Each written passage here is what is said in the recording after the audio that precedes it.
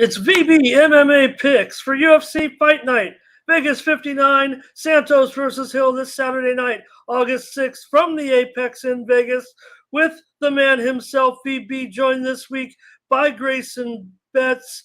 VB, thanks for getting together with me this week for another UFC Fight Night. Thank you for hosting the show. My pleasure. And Grayson, thanks for joining us. We'll get your guys' opinion on 3 bouts tonight, including the main event this week, Dago Santos and Jamal Hill, the light heavyweight matchup at the Apex this week. We're going to preview a couple of fights. Might be a first for us, guys, on the show. I don't know if we've done 2 ladies' fights in our discussions each week, but maybe there's some storylines here you guys can get me caught up in. Let's start by taking a look at this one. A couple of flyweights. Ariane Lipski, the 28-year-old Brazilian fighting out of Florida. She's 14-7, 3-4 in the UFC, coming off a unanimous decision win over Baum last September, going up against the troubled Priscila Cachoiera, the 33-year-old Brazilian, 11-4, 3-4 in the UFC. Last seen in February, coming off a unanimous decision over Ji Yeon Kim, a pretty spectacular performance there. But so far, Lipski's drawn the attention, guys. Open to minus $1.60, now up to $1.75. VB? Yeah, I don't know why though. Why is Lipski the favorite in this fight? I have no clue. Like she has no advantages. She has almost no ground game. She has no power in her hands. I would even say Cachoeira has better cardio, more power, and she likes to pressure people too, which is a problem in women's MMA fights, most of the time.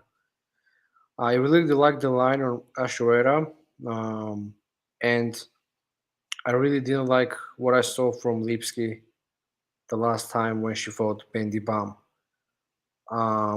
Some people thought Mandy Bam was gonna be a champion in UFC. Not gonna name who it was, but some people did think that. But you know, but Mandy Bam is not a good fighter, and Lipski had to wrestle Mandy Bam to beat her. Which is not a good sign. Cachoeira in this fight, I think, can keep this on the feet. She looks to have much more power. Like usually when she wins, she stops people. Like she one punch KO'd Shannon Dobson, for example. When I watched the tape, she was pressing. She was aggressive, and she landed the punch, and fight was over. I think she can do here the same thing. She can pressure Lipski, bust her up, at some point stop her, maybe second round TKO, because I don't know if Lipski can take those shots. And on the ground, I would say it's kind of even, but I mean, Lipski is not that good on the ground. I mean, she got TKO'd by Shevchenko, which is not a good look on the ground. So I don't think she will have any big advantages there. Only thing I'm kind of worried about from Lipski, maybe those knee bars or I don't know, heel hook or something like that can happen. Submission maybe. But as far as like takedowns and control, I don't see that. In this fight. So I'm gonna go with the underdog in women's fight here.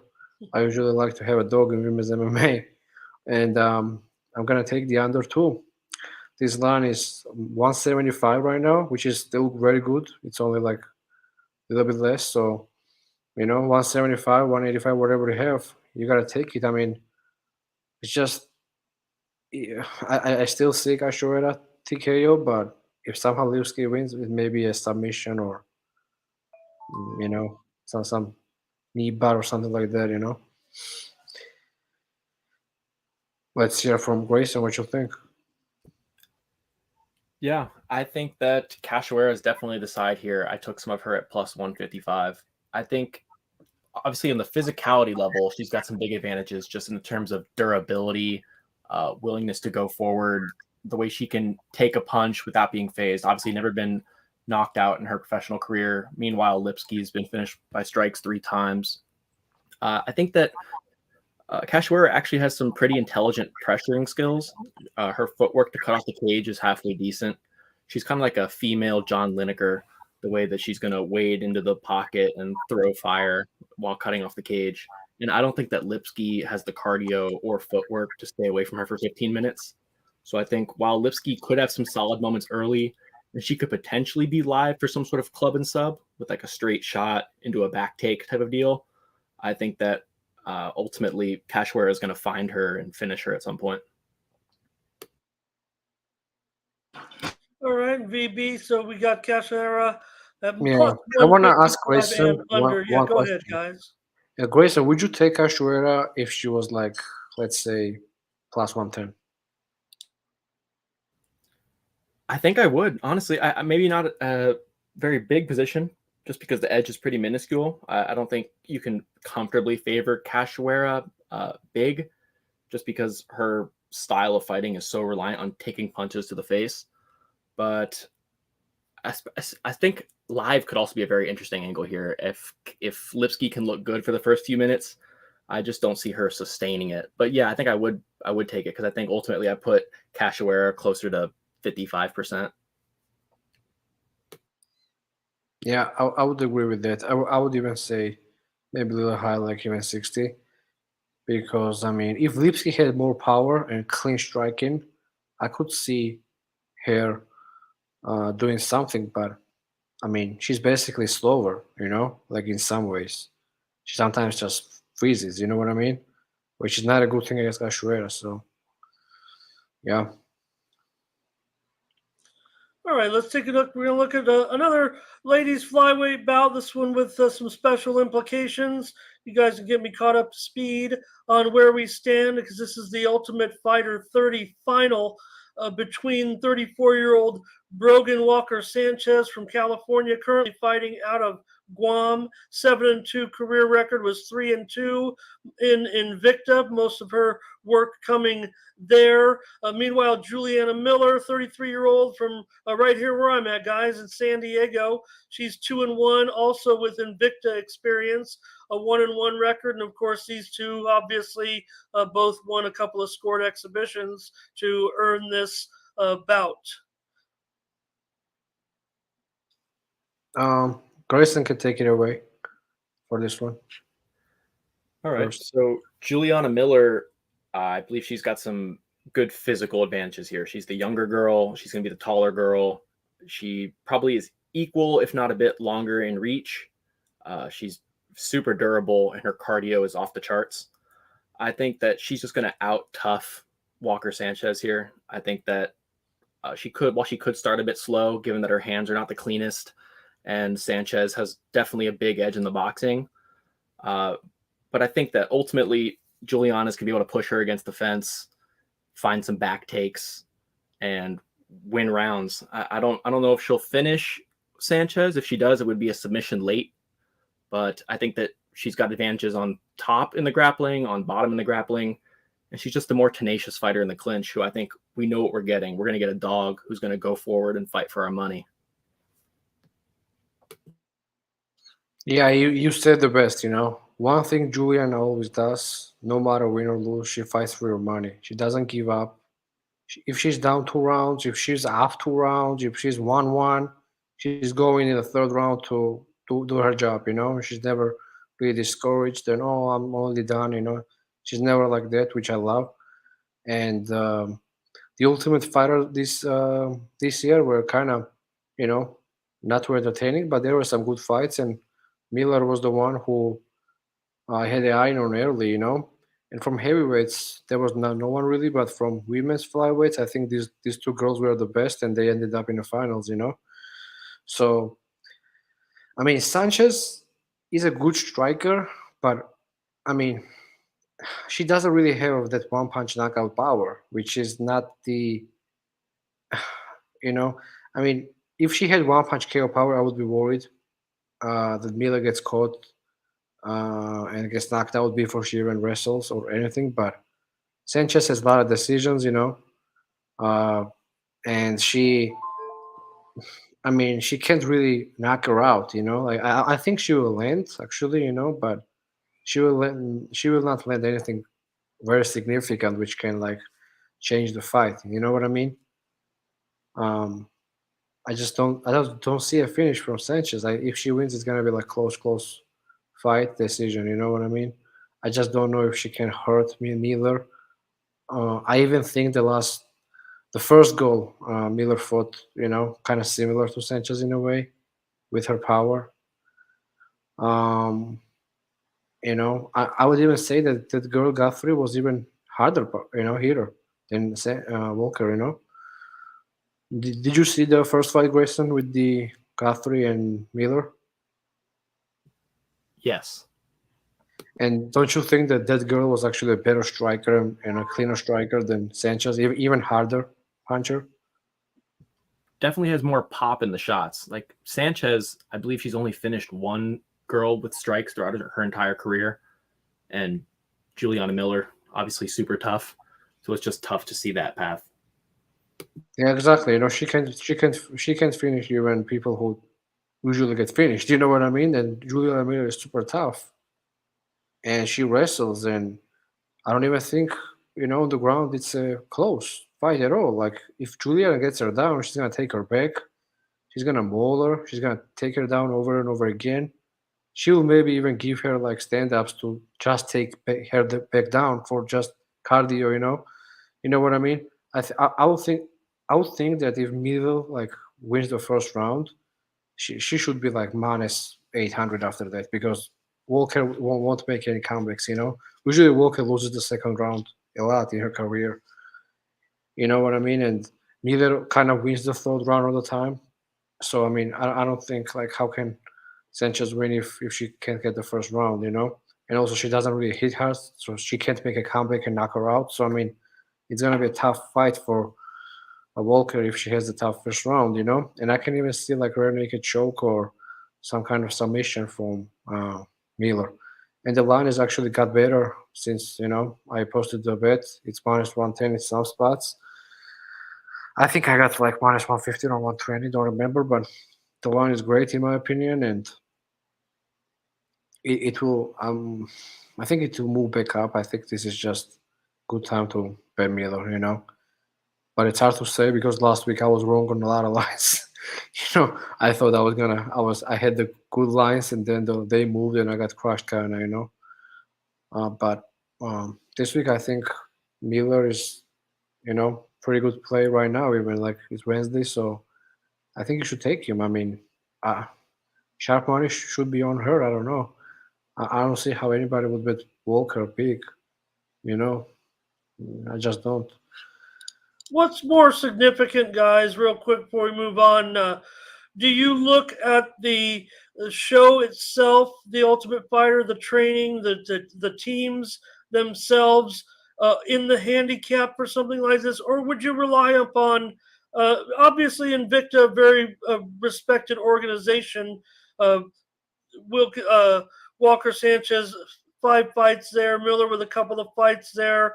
Do you look back more at those, or is the training on the show part of the handicap? You think, guys?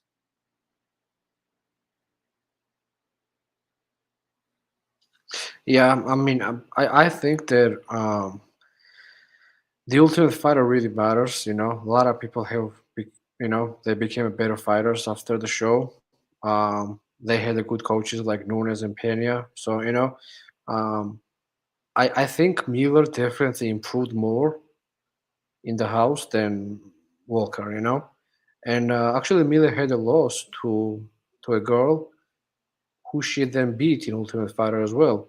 You know, so I think that showed that 2 years ago she lost to a girl, but now she beat her in tough. So I think that's where you see she really improved. I think she has better understanding of the uh, I don't know. I mean, she understands that she has to get a takedown. In her other fight, she was kind of laying on her back. She was going for submissions and stuff. But right now, I think she realizes that you want to be one on the top. You want to control the fight. You want to elbow someone from the top rather than on bottom. Because you generate much more power. Your shots are more powerful. You just do more damage on the top than from the from your guard. So I think Miller here is improving a lot, and Brogan is just same fighter. She moves, she gets decisions, and she just I don't know. I don't think she can wrestle well. I watched her fight, the last fight actually. She won by split, and she was getting taken down in the second round. It was kind of, to be honest, I gave the round to other girl, but we never saw the third round because of it. You know how it works there. It's like exhibition. So if two rounds goes to one person, the third round doesn't happen. But I thought it was 1-1. But that's how Brogan kind of moved on from that fight, and I think he was getting tired. I think the momentum was going the other way, and that's what I see here too. I think Miller can at some point really break her. So I would say everything matters, but personally for me, what I saw from Miller from Tough was really solid. And Grayson, how are the success rates of Ultimate Fighter winners eventually? Would they achieve better than average success than the average UFC fighter? Have you been able to measure that in your mind? I definitely don't have any empirical data to back anything, but just off of memory, I would say that they do have above average careers. And that might be in part due to the fact that the UFC likes to put those winners into favorable matchmaking spots to continue to promote them, given the audience that they get through the show. Back to your initial question about the training on Tough, I think Juliana Miller is in a particularly good spot to benefit from the Tough show, considering her age and also her stylistic similarities to her coach, Juliana Pena. I think she fights very similar to her, just in the sense that she weaponizes her durability and cardio and ultimately wants to wrestle and get back takes. So she was able to refine her process a bit. I think it helped her a lot. And obviously some great coaching, and maybe a bit of a continuation from last week's main event at UFC 277. So we'll get a preview of this week's main event here in just a moment. Let's take a look now, VB, just for a moment of what you got going this week. For UFC Fight Night Vegas 59 at the Apex, Santos versus Hill. It's going to be a 12-fight card this week. You have 14 plays on this bout. Kind of heavier with props this week, VB. You like the props this week? Yeah, I do, but if you see, most of them are like plus 700 props with half units on them, and I this week there was nothing I was really high on. I don't even think I have like 3 unit plays, but I have a lot of plays though. And usually on these kind of weird cards, I end up making more money than on pay-per-views, because on pay-per-views, it's kind of harder to be sharp and have, like last week, for example, I passed 5 unit play, then I lost 2-3 units plays. I was down pretty bad. And these small plays at underdogs, kind of, that's how I stayed even on the night. Oh, I maybe lost a little bit, but I'm saying I started real bad. And in the end, it felt like a win, to be honest, because I hit the parlay, I hit both parlays, I hit unders, I hit Nunes, Morin. I mean, and I mean, you don't Oh, need to yeah. have 5 unit play every week or 3 unit plays, bunch of 3 unit plays to make money. It's just not. Like for example, last week, imagine I didn't have a 5 unit play, I would have made profit. But it ended up losing in a close fight. I definitely learned from it. I'm not gonna say it was a good play, but I for sure will say Kosi at minus 240 wasn't a good play either. None of these plays actually were really good. That fight was kind of, I should have just stayed away, but I was really high that Kosi was gonna get tired, and that's how I lost. But this year, Max plays still 17-6 now, and first loss in 2 months as far as Max plays go. So I mean, anybody can lose 29-28. I mean, sometimes, come on. You know what I mean? It's just, it happened. But I'm not going to say, oh, I was incredible and I'm going to lie like some people do. I started really bad, but I was kind of happy how we rebounded in the end with Moreno closer parlay, Moreno Nunes parlay, Moreno under. Yeah, Heavy, Morales over. Nagamuranu early. Abdul Wahab, yep, Pantoja, great victory. Plenty of yep. victories in there, VB. I mean, you mentioned yourself, guys. Going to be more volatility on the big cards because the matchmaking is a little bit more tighter, if you will. They want to put their best fights on those cards. So this is the ones where you Absolutely. break it down, right? This is the ones where we get that handicap going, VB. So get in touch with VB on Twitter, DM him, or from pickcity.com. Going to be a good weekend of fights starting tonight. You guys are going to be busy here in a few minutes, VBs. There's a PFL card coming out, and if you want to log on to Twitter, right there, VB's got picks for you right now. I mean, this thing's about to go off, VB. Yeah, I think this is on Friday though, not tonight. If Oh, I'm, okay. yeah. But I mean, you gotta wait, take them Thank now. you. Harris line is kind of moved. Martinez is better right now. You can get better than 220. Barboza, their line is gone, but I hope we took it. And rest are kind of same. These huge props are same odds. I really like Barboza this week. I want to talk about that fight a little bit. I think Grayson watched the little tape as well on Lucas Barboza. You can get maybe plus 100 now on it on some spot. Not sure.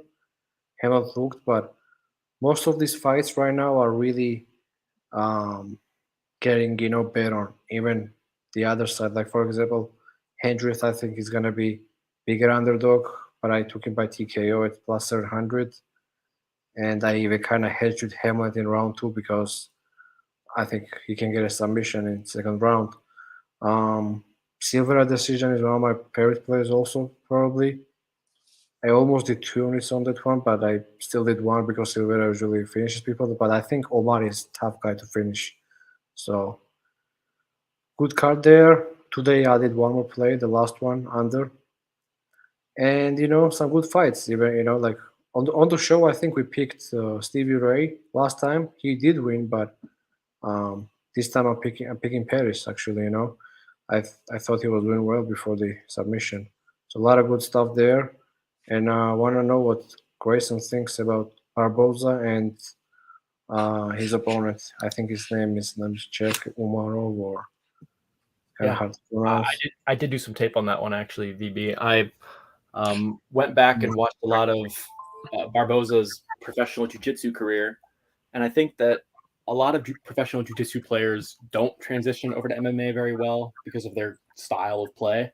But I think Barboza's bread and butter is a blast double leg on a power pressure passing game, which I think is exactly what you want to have as an MMA jiu-jitsu player.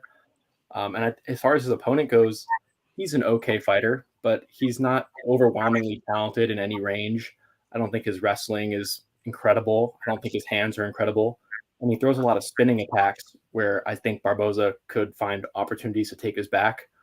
And I think realistically in this fight, he just needs one singular takedown and the fight can be over.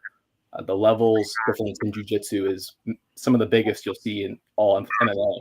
Because Barboza is a world-class jiu-jitsu player. Yeah, like for the like example, like Barboza, for example, holds like win over Gilbert Burns in grappling. Like that's how good he is. He has also good grapplers in his record. If we check, some of them are not popular, but they're good. So I think Barboza right now can overwhelm the guy with grappling and take his back. Even I can see something standing or something. You know what I mean? Like he he can take him down too. He can like blast double and drop him. You know what I mean? So it's just I'm kind of worried with the like spinning stuff, as Grayson mentioned. That's what I saw as well. But he doesn't really knock out people that much with those. If he had some crazy power, I would be more worried. But Umarov is kind of basic everywhere. That's why I would like this specialist, to beat him. If other guy was really good at something, I would maybe think, oh, maybe before this gets there, this guy get caught, knocked out. He's 2-1, But other guy is 4-1 himself only, and I think Barboza is gonna just on the ground school him. I hope he doesn't go for striking and he doesn't. I don't know. Some people want to prove points and they strike with their grapplers. I hope he doesn't do that. I hope Barboza goes there, takes him down, and gets the sub. But that's one of the plays I have. I have other ones like Martinez just moved to plus 230 also on some websites. And Hendricks TKO sounds interesting too at plus 700, and Silva decision for sure plus 300 play. That seems good too. And good luck to everybody telling. What contender series kind of, I was doing well until I wasn't. Then in the end, I won main event, Duncan. But I gotta pick that up too next week. If Raymond is down, I'm gonna do a show next week for contender series. I don't know if Raymond is down. But I'll be here. There's some free plays right there in PFL on Friday, of course. I just don't know what day it is. That's all. It's a problem with me. But of course, out of this list, guys, I'm going to take Wilkinson sub by submission just because. All right. yeah. Get in touch with VB on Twitter and get his plays for this week. 19,000 Twitter followers. Can't be wrong. Your fight package with VB will cost less than the pizza and beer that you're going to get when you watch UFC Fight Night from the Apex on Saturday night. All right. For the record, also follow Grayson. He's one of the most underrated people here, and I trust me when I say he's better than I don't know how many percent, but many people on Twitter, and he does really know about MMA. I think himself he's a grappler. He's a blue belt or something. So Grayson is a really knowledgeable guy. That's why I hear him on the show from time and time on. So follow Grayson too. He's new, but doesn't matter. He's less than anyone. I think he's one of the best actually. I don't know when Grayson stops being new. He's been around with us for several months already. So, Yep. anyways, guys, let me pepper you here as we get into this main event. Pretty good one here. Light heavyweights. Thiago Santos, a 38-year-old from Rio de Janeiro, 22-10, 14-9 in the UFC, coming off a unanimous decision loss to Ankalaev back in March. That was a headliner. He's lost 4 of 5 guys going back to that title shot against Jones back in 2019. He's going up here against 31-year-old Jamal Hill, 10-1, 4-1 record in the UFC, maybe 5-1. Certainly, you could argue. Out of Grand Rapids, Michigan, from Chicago, he's coming off a win over Johnny Walker back in February. Couple of big performances off from Hill of late, and the line's kind of getting away from us, guys. Minus 280 up to 300 on Hill, VB. Yeah. I think Santos is kind of old, but I want to hear what Grayson thinks about this fight as well first before I share my opinion. Yeah, I've been betting against Thiago Santos in his last number of fights. I believe I bet against him with Ankalaev, Rakic, and Johnny Walker. I just think that his knees don't allow him to cover distance the way he used to before the John Jones fight. After those reconstructive knee surgeries, he's just not moving the same way. I don't think he's quite as explosive. And I don't think he's going to be able to stay away from Jamal Hill here, who's significantly younger by 7 years, got a 3-inch reach advantage. He's not going to be afraid to press the action and step into the range with his hands. We know he's got crazy knockout power. And I think that he's a real cerebral fighter, and his fight IQ is one of his best assets. When I hear him break down fights, I really like what I hear. I think he fully understands the dangers that Thiago Santos can present with the left kick, the leg kicks, his hook flurries. And I think Jamal Hill's going to be ready for all that and likely find a stoppage here and cover his price tag. I took some of him at minus 260 on the money line. Wow, that's pretty bold. I mean, did you take him in like parlay or just? I bet enough to win half a unit. So it's not a large play for me, but I'm not a parlay guy, but I limited my exposure to to Hill, just given that it's a light heavyweight fight with potentially some volatile exchanges that are going to go down, but I trust Jamal Hill to stay safe. Yeah, the line is getting up and up, and I can see why.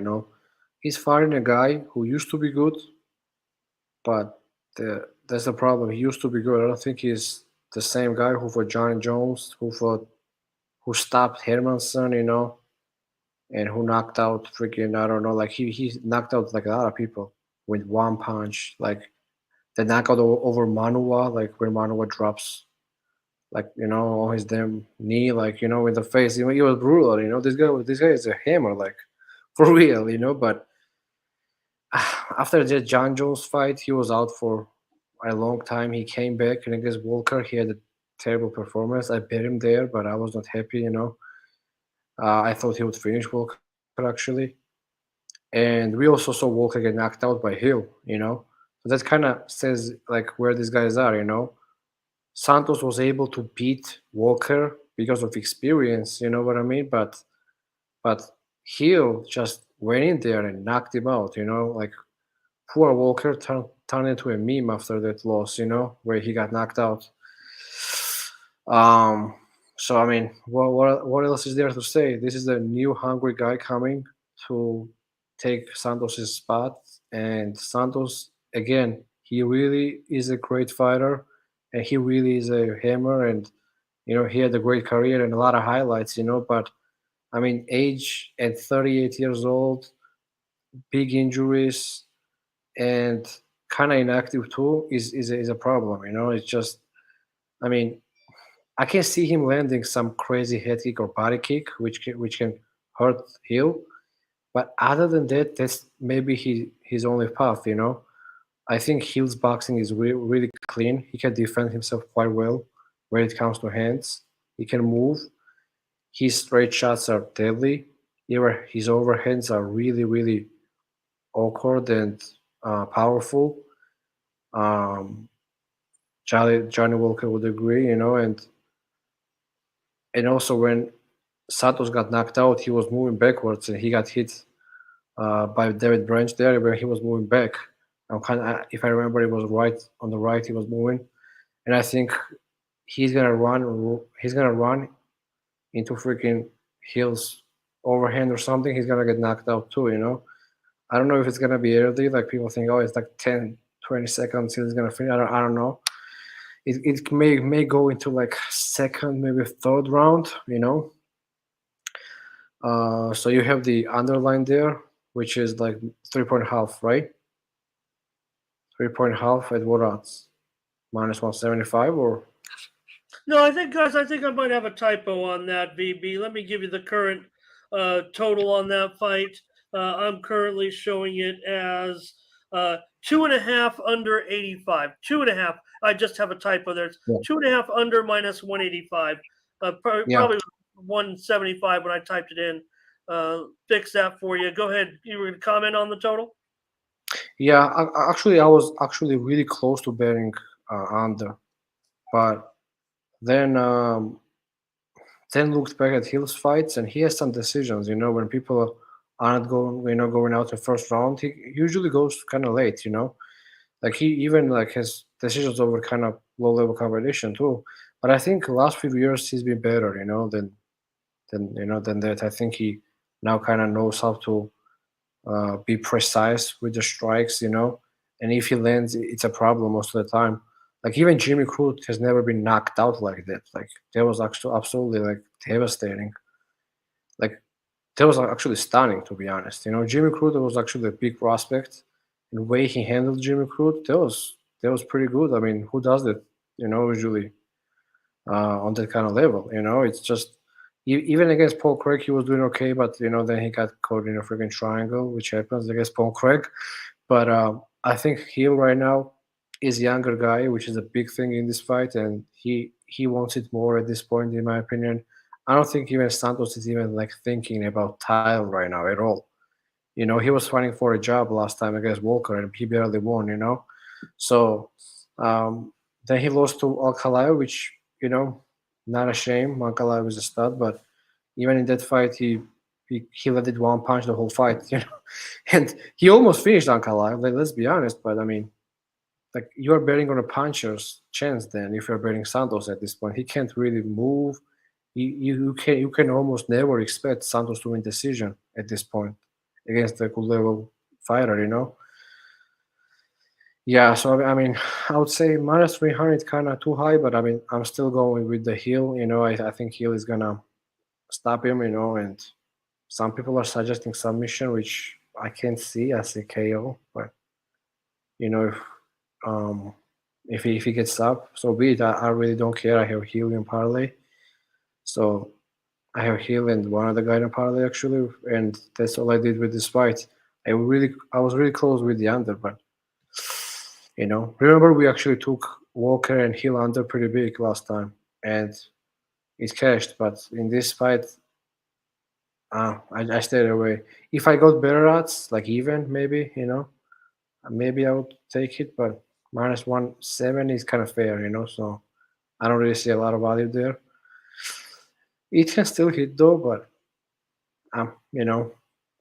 I will stay away. I have a lot of bets this week, but a lot of light bets. I don't want to have no big exposure on these fights, to be honest, because we have next week and we have a whole year left, like half a year, So I mean, we don't have to force, if it's not there, it's not there, But doesn't mean Well, when you say VB that the line is too high, meaning just too high that you can't really make a significant bet on. You don't mean it's too high, meaning that the public has overvalued Hill here.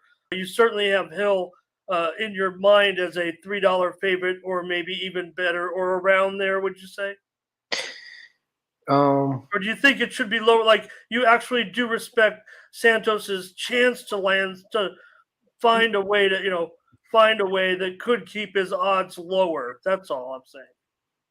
yeah, I mean, I can see Santos landing something. I mean, but I was more talking about the underplay being kind of fair with -170. I don't know about money line with Hill right now. I got -250, and it's moving up and up and up. And I wouldn't be surprised if it's like -350, 400 by fight night. It's just moving up again. It's everybody's parlay piece, which I don't like. Usually it's not a good thing, but Santos, I don't know, man. I think unfortunately it's gonna go down and down and down from here. Like Father Time is undefeated, as people say. So he actually became a father too, kind of recently. So he may be retiring. So we don't know yet. But -300, is there still value here? A little bit, maybe. It's not far off the opening line, so Yeah, it's not far off. Yeah, that's fair. well, But make sure you go ahead. I want to ask Grayson what he thinks about the under, if he likes it or not.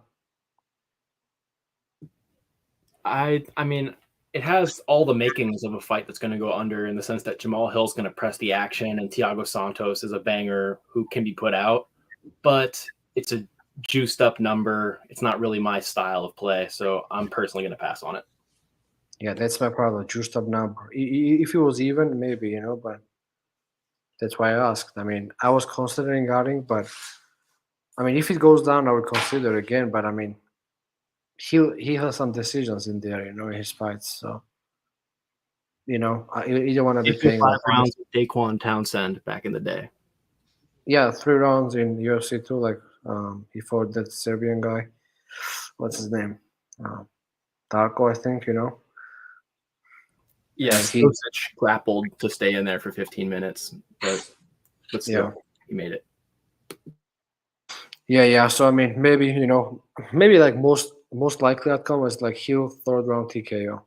That would be the most likely outcome of this fight. I don't know if it's gonna be first 2 minutes or 4th minute or 3rd or when, but I think first round is gonna be kicks, exchange, few punches, maybe someone lands kind of one big shot and wins the round. It can go either way first round.